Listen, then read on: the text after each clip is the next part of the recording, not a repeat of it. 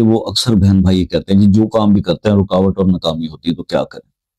اگر ایسی سچویشن ہے کہ کوئی بھی کام کرتے ہیں اس میں رکاوٹ ہے، آتی ہے، ناکامی ہوتی ہے، پریشانی ہوتی ہے، جسم جکڑ جاتے ہیں، دماغ جکڑ جاتے ہیں، سب کچھ جکڑ جاتا ہے، تو اب کرنا کیا ہے؟ نماز فجر کے بعد آپ نے عمل کرنا ہے.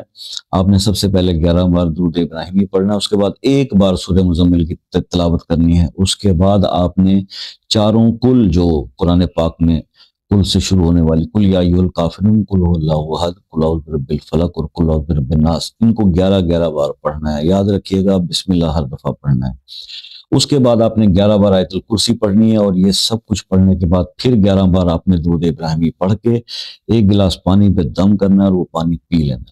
11 دن یہ عمل کر لیں، ہر بندش ختم، ہر رستہ صاف، ہر مشکل آسان، بغیر پیسے خرچ کے. اس سے آسان عمل آپ سے کیا شیئر کیا جائے. اور اگر یہ آپ چاہیں